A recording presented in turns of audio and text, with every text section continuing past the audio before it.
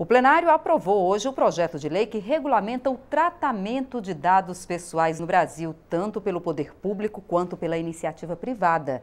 A gente vai direto ao Salão Verde falar com a repórter Dini Moraes, que tem os detalhes. Dini, você acompanhou essa votação. Explica pra gente o que muda com esse projeto em relação a dados pessoais, hein? Boa noite.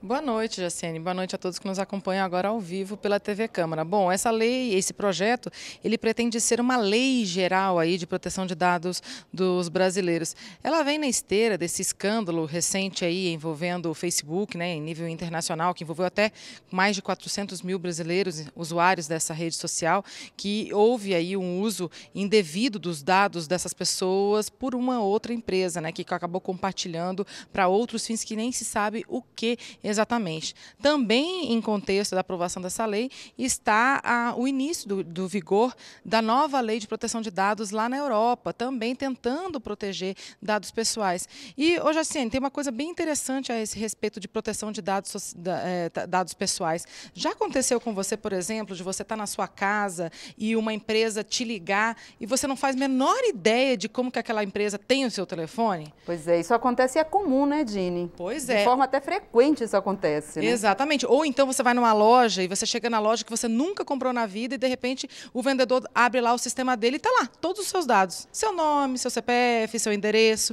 Enfim, essa proposta ela quer evitar justamente isso. Ela quer, por exemplo, ela determina que o compartilhamento de informações da pessoa só poderá ser feito com o consentimento da pessoa. Também determina diversas regras, por exemplo, de como essas informações, esses dados pessoais da pessoa, e aí a gente inclui nome pessoal, nome completo, né, nome de mãe, nome de pai, CPF, RG, endereço, enfim, dados como esses, eles eles deverão ter regras aí para ser tratados na internet, nos cadastros e também em bancos de dados. Por exemplo, se a pessoa quiser saber se alguma empresa terceira teve acesso ao dado dela num cadastro específico, por exemplo, vamos supor aí o cadastro do Serasa, que é um cadastro negativado, né?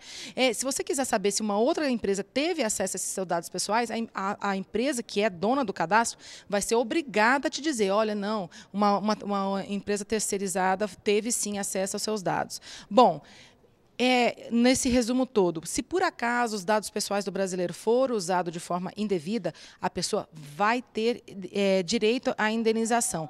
E as empresas ou aplicativos da internet, sites da internet, bancos de dados, que usarem indevidamente, vão ser obrigados a pagar multa.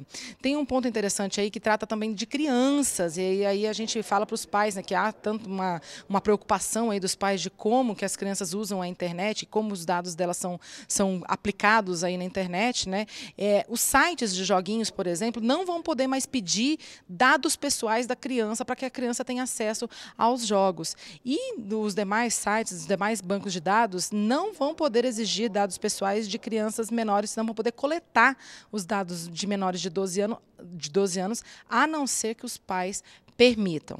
Bom, essas são algumas das informações do projeto. Ele foi aprovado por unanimidade, mas houve aí um longo processo de negociação que durou cerca de 2 anos e a gente pode ouvir parte dos pontos principais e da importância desse projeto nos trechos que a gente separou para vocês. Vamos ouvir.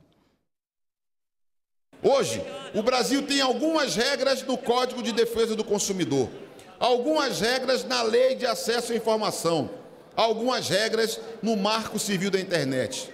Não havia uma lei geral. A existência dessa lei geral vai dar segurança para o cidadão brasileiro, para que os seus dados pessoais não sejam tratados nem manipulados independente do seu consentimento, para que quem assim o faça tenha sua responsabilidade exigida por parte do Estado. Especialmente e de forma muito especial, aqueles dados que a própria lei considera que são dados sensíveis, como as opções sexuais, opções religiosas, as questões de opções políticas, as opções e características de raça, tudo isso deve ser muito mais do que preservado e guardado para que isso não possa ser exposto. Bom, duas últimas informações. O texto também cria a Autoridade Nacional de Proteção de Dados. É um órgão federal aí que vai agir como essas agências reguladoras que a gente já tem aí para a saúde, né, para as telecomunicações, vai agir aí para fiscalizar essa proteção de dados no país. Agora o projeto está indo para o Senado, só que tem um detalhe. Amanhã já estava agendada a votação de um projeto de proteção de dados pelos senadores.